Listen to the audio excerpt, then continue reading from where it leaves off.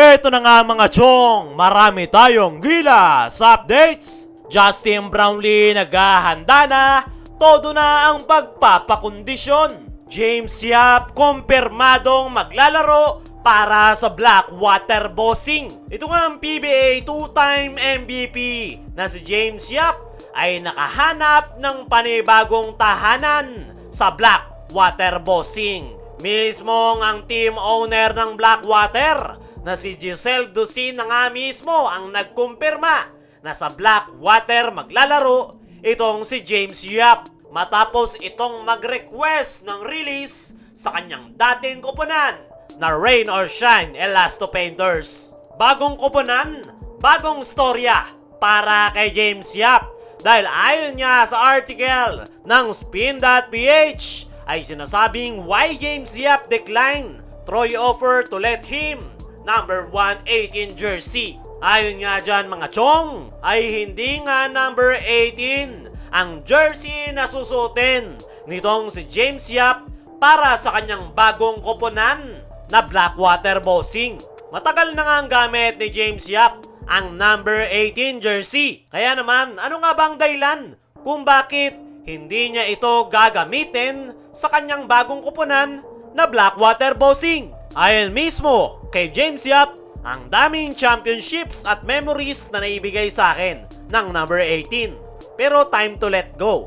Try ko naman ang iba. After all, one of the reasons why I am joining Blackwater is I want to prove I can still play. Then hopefully end my career ng maganda and still be at the top of my game. Ayon nga dyan mga chong, ay bagong chapter para kay James Yap ang kanyang paglalaro sa Blackwater Bossing. At mukhang pinaghahandaan na nga niya ang kanyang pagre-retiro. Dagdag pa nitong si James Yap ay susubukan niya nga daw i-prove na kaya niya pang sumabay basta challenge ready tayo. I just hope I get the minutes. Yun naman isa sa pangako ni Mr. Giselle Dusin sa akin. So whatever minutes they will give me, I will make sure to make most out of it. At tingnan na lang natin sa paparating na panibagong konferensya kung magiging maganda ba ang ipapakita nitong si James Yap. Justin Brownlee naghahanda na,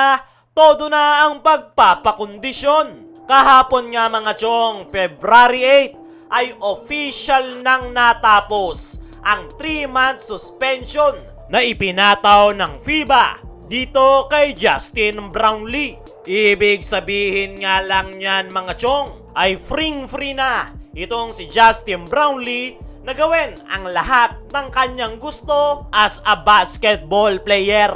Wala na ngang limit, pwede na siyang mag-practice at pwede na ring maglaro ng mga official games. Sa madaling salita ay malayang-malaya na si Justin Brownlee na gawin ang kanyang gusto nang walang naglilimit sa kanya. Sa ngayon nga mga chong, ay hindi pa rin nagsisimula ang preparation ng ating national team para sa paparating na FIBA Asia Qualifiers. Ayon nga sa mga reports, ay sa February 15 pa magsisimula ang official team practice ng Gilas Pilipinas. At habang inaantay nga yan nitong si Justin Brownlee ay wala nga itong panahon at oras na sinasayang. Tinake niya nga ang opportunity na makapractice muli kasama ng Barangay Ginebra players. At parang ang hindi na suspende itong si Justin Brownlee dahil nandoon pa nga rin yung kanyang laro at nasa game shape pa rin ang kanyang katawan. Ayon nga sa mga source ay hindi nga daw pinabayaan ni Justin Brownlee ang kanyang sarili. Imbes na magmukmok ay tuloy-tuloy pa rin yung pagpapakondisyon ng kanyang laro. Ginawa ring recovery period ni Justin Brownlee ang kanyang suspension matapos ang surgery na ginawa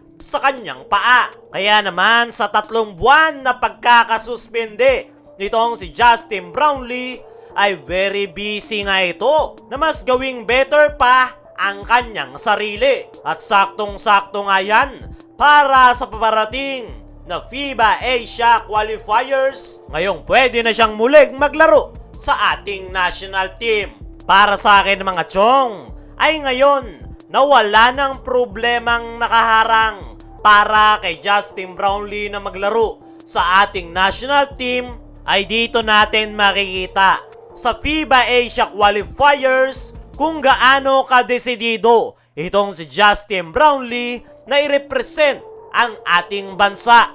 Napakaraming ang pagsubok ang kanyang pinagdaanan. 3-month suspension na ibinaba ng FIBA, pangbabash at panghuhusga ng ilang mga haters. Lahat ng yan ay binaliwala ni Justin Brownlee at tuloy-tuloy pa rin ang kanyang pagsisilbi para sa Pilipinas. Naniniwala ko mga chong na deserve talaga nitong si Justin Brownlee na mabigyan ng special recognition. Nabanggit na nga natin yan sa mga nakaraan nating video na dapat bigyan ng parangal itong si Justin Brownlee dahil siya lang naman ang dahilan kung bakit nakuha nating muli ang gintong medalya sa Asian Games matapos ang 61 years. Kung kayo ang tatanungin mga chong, ngayon na official nang cleared itong si Justin Brownlee,